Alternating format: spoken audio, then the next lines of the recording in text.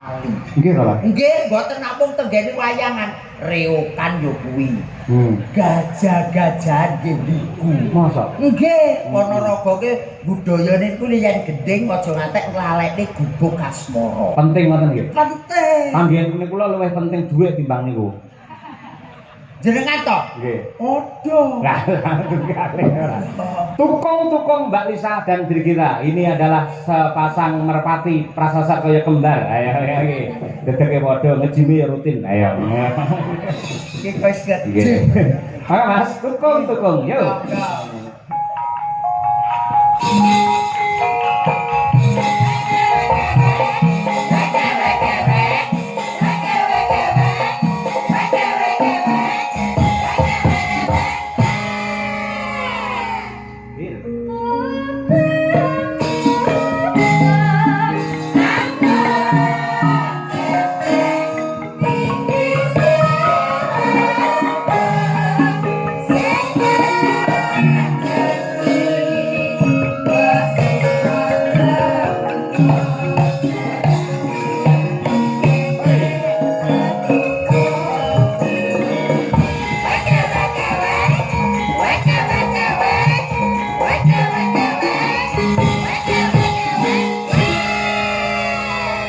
Napa leres to Mbak Lisa ingkang dipun dawuhaken Mas Gareng menawi kados pepiling gubuk asmara menika klangenanipun Kyai Ponorogo. Leres sanget wonten pundi papan setiap acara bersidesa mesti ada permintaan itu. Oh, masa. Ya, selalu nggih.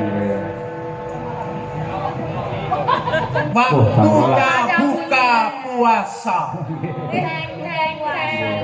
Waktunya sahur. Ya. Niku kangge pengiling-iling awake dhewe syukur karo Gusti nganti jam 12 iki tasih dipun paringi sehat walafiat. Nggih. Iki wong bawa gubuk asmara iki ya dawahe jam dinding mania. Jam dinding mania. Ya, jam mania. Nih kita kirimkan untuk seluruh Mbah Lurah yang hadir.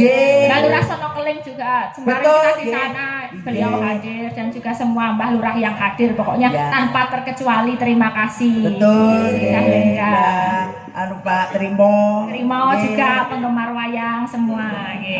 Kok ajane doa krakmen to karo Mbak Trimo barang? Kandhane kok. Oh, wong bediten niku janji Elisa lho Mas niku. Oh, alah kula dereng kenal, dereng nate ditanggap marai. Tapi hadir terus kalau panjenengan ada wayangan, Mbah Trimo tuh pasti nyusul. Oh, nggih sembah nuwun Mbak Trimo. Anu Pak, kalian ngaturaken Wilujeng Daru, Mas Arif Lumer. Mas Arif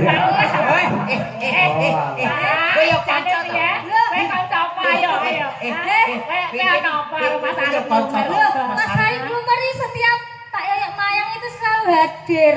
Selalu komen apa itu postingan TikTok saya selalu di komen. Setiap Pak Yoyo apa setiap Brigita hadir? Ya setiap aku bareng. Oh, kuwi lho nganti untune dibegel kaya ngono. Saking ngefane ben padha kok. Niku tebih lho saking Lumer Madiun. Betul Kota Madiun rada rono ya. Arep pengen ro Brigita karo Elisa ngono wae diwangi suk-sukan teko kene. Ugi kulaturaken dhumateng Busri, Pak Jono tebih saking Surabaya menika nggih selalu rawuh. Alhamdulillah. Saksi-saksi dari Magetan, yang hadir merapat matur nuwun. Kita apalah kita tanpa penggemar ya Pak Yoyo. Betul. Nggih. Monggo dalanipun dhisik coba kaya apa? Ya wis Bir. Luduk asmara.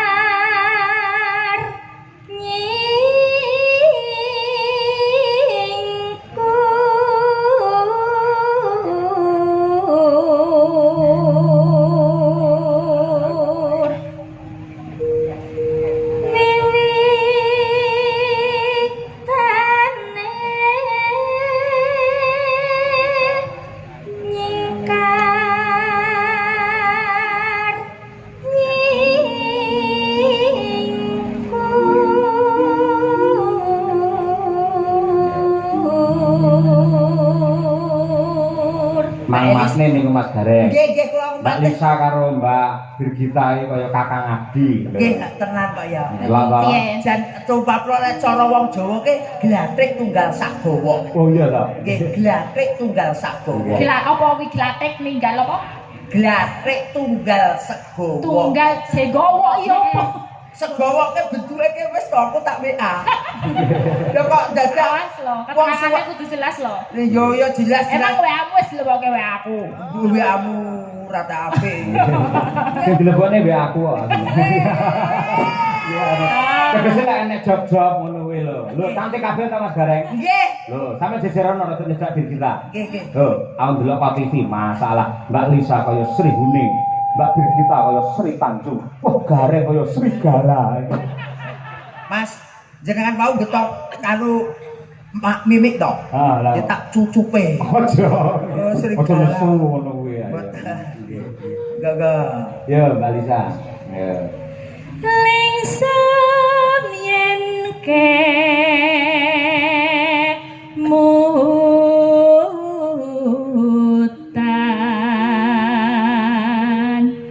lelampahan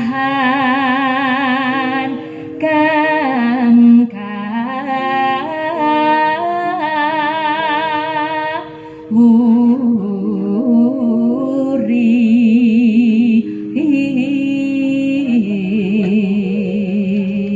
Bir. Tresno tulus nadyaning bek asmara. jan apa-apa nek kok ya padha to, Bir? Diteke lho padha. Kita juga sama. Kayak yo Lah kuwi lho sikile masalah drijine ya 5 kabeh. Gareng kok iso 6 to nang kowe. Yo 5 to 1 2 3 4 5. Oh iya ding kaya 6 tak sawang kok kene. Lah iki oyote kok. Wah ya. Nah Mbak Birgita bengi iki lho Mbak Lisa, ketok lek sopan santun halus. Oh, biasanya. Biasanya rada brutal sih. Oh, lah kok ngopo kok beda? Sebabnya apa, Bir? Itu goni Pak kula Pak. Oh, wis de satpam. Nggih. Yo rasa dia. Oh, kasar to. Layak sampe mau. Iya, Mas Arif teko kok terus yo. Dadi wis Arep yo goren. Ya Mas Iko apa mau nganggo kopiah meh padha. Dan karena kaya gurin nyati biasanya mau dekat karo Elisa. Ayo, engko jogete kudu padha, ayo karaktere kudu padha. Oke. Oke Pak. Dibuktikan kepada para netizen. Monggo. Gubuk asmara. Ya yuk.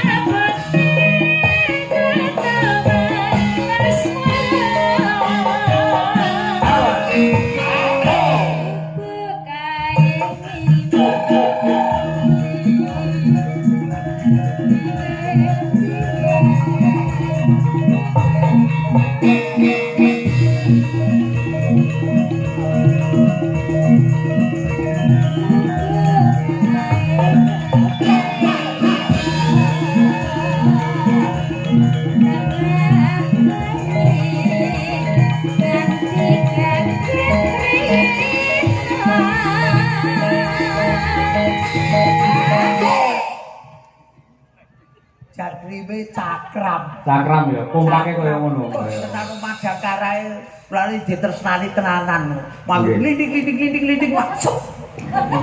Gamelan klinting-klinting. Lah yo ki mau lho rapane glinding. Ya, kira-kira dikalungi ya klinting-klinting. Moga-moga. Coba. Cedatan sajane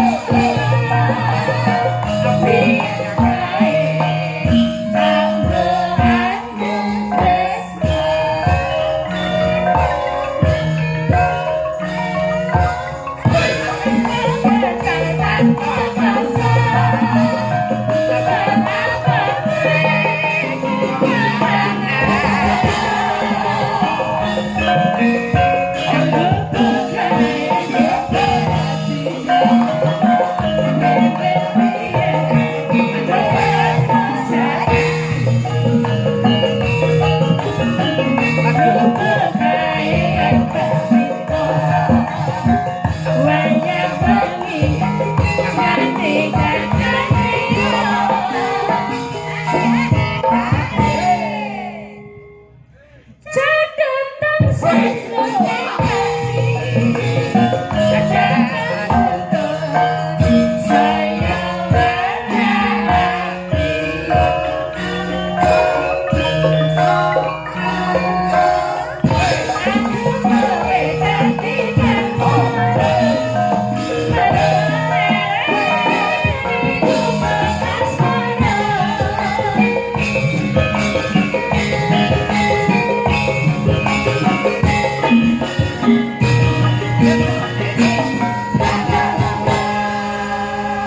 Kerasi tenang nih juga.